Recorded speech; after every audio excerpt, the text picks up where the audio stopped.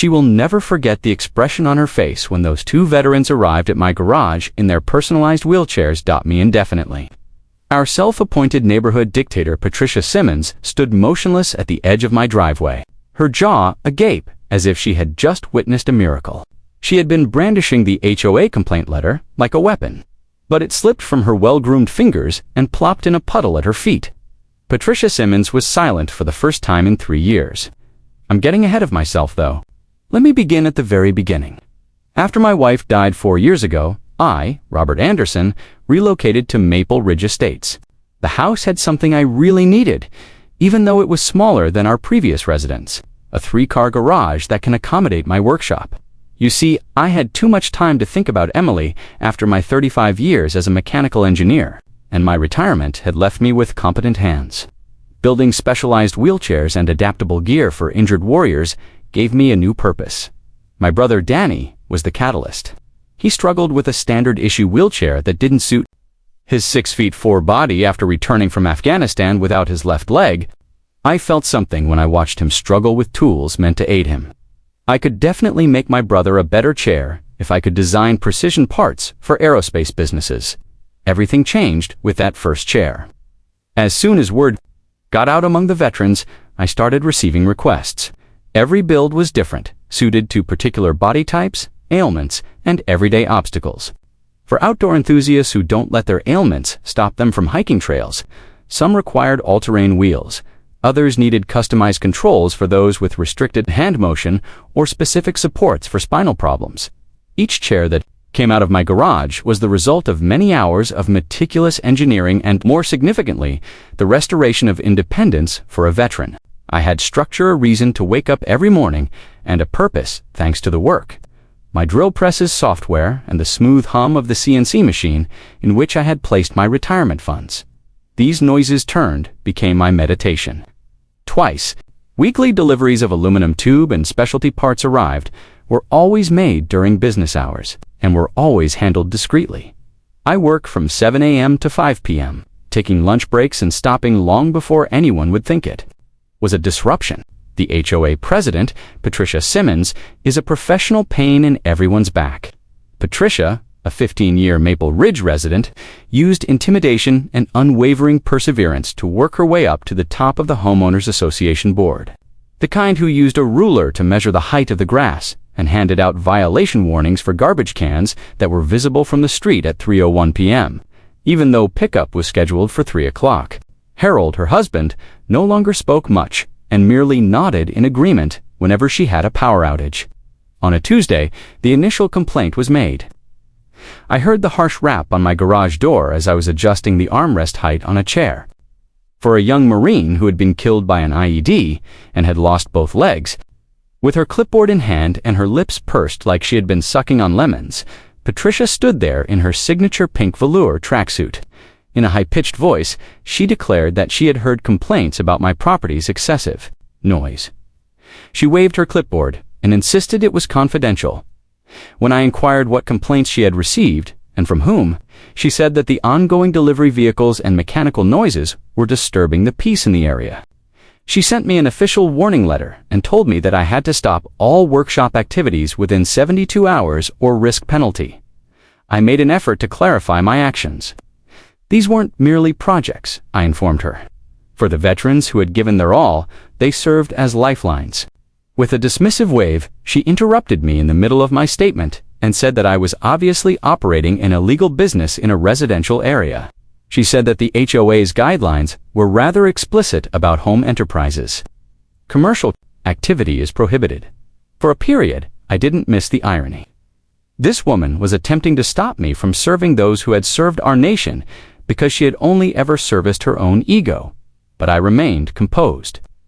Calmly, I stated that since I didn't charge anything, this wasn't a company, I used my own money and donated resources to build each chair. That didn't matter, she grinned, because the true problems were the traffic and noise. Then she revealed her secret dot. She would take it to the county zoning board if I didn't comply. I gave my brother Danny a call that evening. He chuckled. When I told him about Patricia, he actually laughed. He advised me to ask her to observe my true actions. Perhaps she would back off if she understood. Danny was usually more upbeat than I was. I walked to Patricia's house the following morning. It was a McMansion that resembled every other On her street, I waited as I rang the doorbell. When she replied, she inquired whether I was there to confirm that I had stopped my illicit activity. She was wearing a new velour tracksuit, this one baby blue, when a number of veterans were arriving. On Saturday, to pick up their chairs, I informed her that I wanted to encourage her to come visit. She witnessed directly the significance of the workshop to them. "I don't do garage tours," she remarked, with a literal snort. She then told me that in order to resolve my infractions, she had previously set up an emergency HOA board meeting. She made it apparent that the decision had already been made, but I was invited to attend the meeting in 5 days and present my case. I documented everything throughout the course of the following 3 days. I collected testimonies from veterans I had assisted, obtained licenses proving my garage renovations were lawful, and accumulated noise level data demonstrating that I was well inside residential bounds. I even received a letter from the county saying that unpaid charitable activity did not qualify as a home business. Patricia, however, had also been rather busy. She had disseminated her version of events across the neighborhood.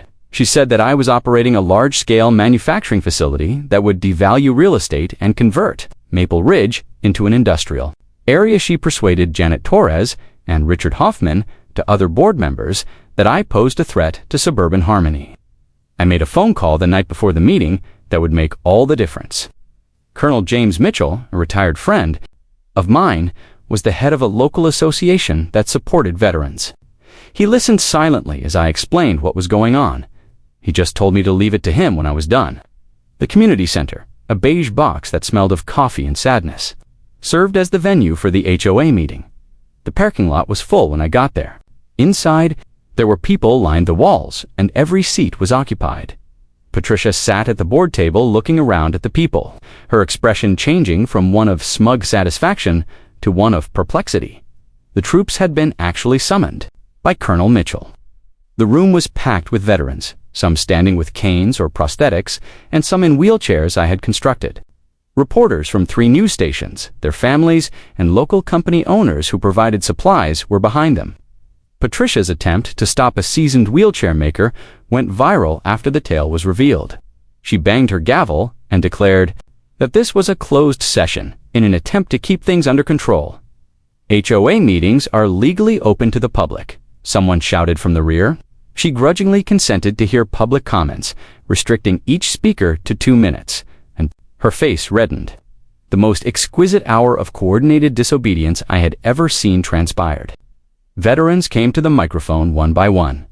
Staff Sergeant Williams, who was paralyzed from the chest down, explained how he was able to resume playing basketball with his children because to my bespoke chair, Maria Santos, who suffered serious burns and lost her right arm, described how the customized controls I created enabled her to resume her work as a graphic designer. Franklin Boyd, an elderly Vietnam veteran, stood up on 2 prosthetic legs and remarked in a low voice that he had been confined to his flat for 2 years prior to my chairs. His universe was once again opened by the chair I constructed, trying to take it away from veterans who had already lost so much. He questioned Patricia directly how she could sleep at night. As one story after another flooded the room, the reporters scrawled notes and the cameras rolled. Patricia's face had turned white instead of crimson. She continued to shuffle papers and frantically mutter to Janet and Richard, but they were ignoring her as if her failure were contagious. Then Michael Davidson, a state representative, entered as he moved toward the microphone. The room became quiet. He mentioned coming to observe the amazing work being done in my workshop the week before. He declared that he would be introducing laws to prevent HOA overreach in charitable workshops like mine. Applause broke out in the room as Patricia attempted to restore order. Her voice broke. She maintained that this had to do with following the rules and upholding standards. One of the audience members shouted out, "What standard is more important than helping wounded warriors?" She didn't know how to respond. Richard Hoffman cleared his throat and moved to table the violations against me indefinitely when it came time to cast a vote. Janet Torres instantly seconded. Patricia noticed that her allies had deserted the ship as her gaze flitted between them. Patricia was the only person who voted against it, and the vote was 2-1. The audience, however, wasn't finished. A man wearing a suit got up and identified himself as a lawyer who specialized in HOA law. He declared that he will be formally accusing Patricia of power abuse and harassment. He had already collected 17 affidavits from neighbors who had endured her oppressive control. The recall petition would go into circulation right away. News vans were parked along our street the following morning. Overnight, the tale went viral. On social media, with many calling Patricia Wheelchair Karen. My phone was ringing with demands for interviews and offers of assistance. $50,000 has already been raised for workshop expansion through a GoFundMe page that someone set up. Patricia made an effort to stay calm. In one terrible interview, she said she was only carrying out her duties. But when asked why she singled out a veteran charity, she stumbled and left the scene. Within a few hours, the video became viral. An emergency meeting of the HOA board was convened 3 days later. Richard Hoffman served as the moderator this time, while Patricia was seated in the audience. There was a unanimous vote for recall. Patricia resigned from the board with immediate effect, and I and the veteran community received a formal apology. Representative Davidson hastily passed new local ordinances that formally recognized my workshop as a community service facility. However, the repercussions didn't end there. A statement was issued by Patricia's employer, a luxury real estate company separating itself from her behavior. She was unemployed by Friday. Harold, her husband, was observed packing boxes into a U-Haul, and rumors of divorce papers circulated among the neighbors. The lawyer's announcement of a class action lawsuit against Patricia, specifically for years of harassment, was the last straw. 17 neighbors have joined, requesting legal bills from pointless infractions as well as damages for mental distress. More than $200,000 could be awarded. Patricia was watching movers carry furniture in her driveway when I last saw her. Somehow, with all the air released, she appeared smaller, deflated, like a balloon. Her expression changed when she realized, "I was observing from my garage. I briefly witnessed remorse." After that, she walked away and got into her vehicle. The lawsuit documents were delivered to her, in her driveway, by the sheriff's officer. The sum of $237,000 in damages, plus legal fees, made her shudder. The deputy only acknowledged that she had been served, and left after she yelled that this was crazy and that she was only following the law.